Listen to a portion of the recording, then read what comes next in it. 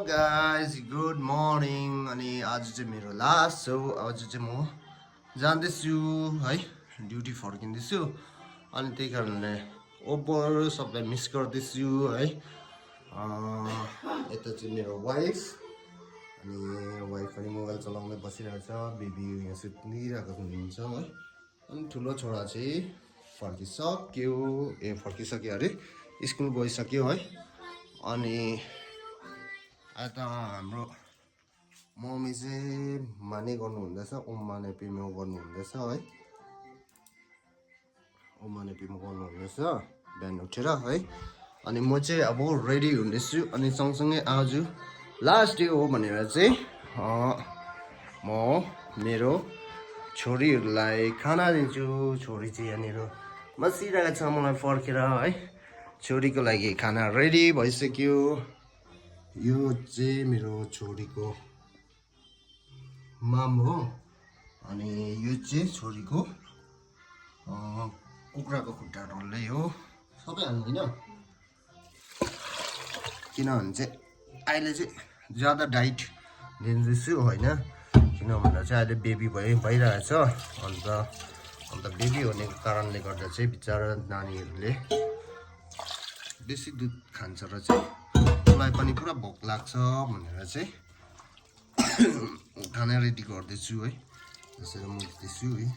हेर्न सक्नुहुन्छ तपाईँहरूले है. यसरी अब यति साह्रो चाहिँ स्याहार्नुपर्छ यसरी है. सजिलो चाहिँ छैन कुकुर पाल्नु है.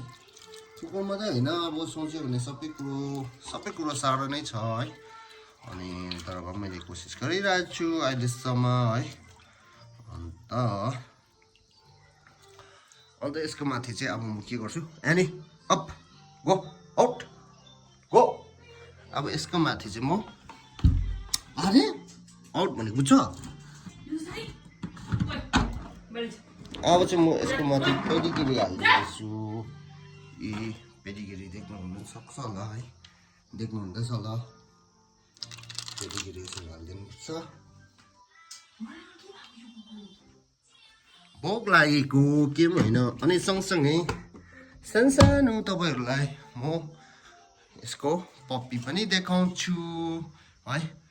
पप्पीले चाहिँ आज आई थिङ्क मेरो हिसाबमा आँखा खोल्नु पर्ने. किनकि 15 दिन पुग्यो. 15 दिनमा त आँखा खोल्नु पर्ने है. किन पुगेन 15 दिन भयो त. 15 दिन पुग्यो. म आँखा खोलेन चेक गर्छु है. अस्ति त मैले यहाँ किचनमै राख्दै थिएँ. बट एनीले चाहिँ अरूलाई टोक्ला जस्तो गरेर चाहिँ मैले यहाँनिर पुऱ्याइदिएको छु. यसको रुम चाहिँ यहाँ स्टोरभित्र बनाइदिएको छु है. अब चाहिँ म तपाईँहरूलाई यो एनीको खाना भयो.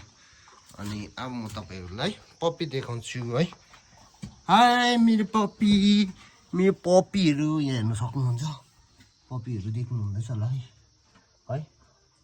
आठवटा पप्पी चाहिँ स्मल पप्पिस. आँखा खोलेको खोलेन है मेरो भाइ. भाइले त आँखा खोलेको छैन रहेछ.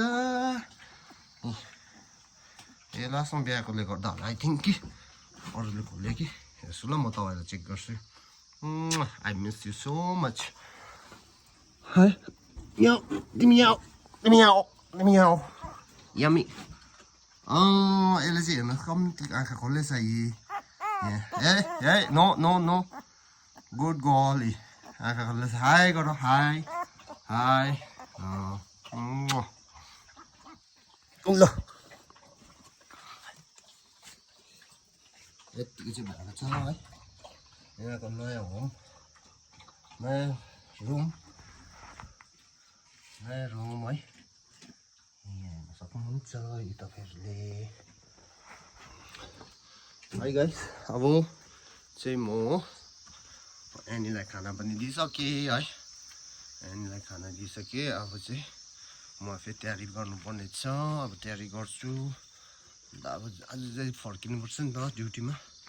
अन्त अब कति दिनको बादमा, कति दिन त होइन कति महिनाको बादमा आउँछु होला मलाई पनि थाहा छैन है. बट के गर्नु अब जिन्दगी यस्तै छ. नकमाइ भएको छैन. कमाउनै पर्यो है. कमाउँदा पनि टेकेर जानुपर्छ अब फ्यामिलीहरू कति मिस गर्छु है छोरा बढेकोहरू पनि थाहा पाउँदैन नाको कुरो बढेको पनि थाहा पाउँदैन मेरो पपीहरू कत्रो कत्रो हुँदैछ कस्तो हुँदैछ थाहै हुँदैन तर अब मिस गर्दै भए पनि जान्छु है के गर्नु अब जानै पर्यो नानीको पेट पाल्नै पर्यो आफ्नो पेट पनि पाल्नै पर्यो है मेरो घर हो है गाइस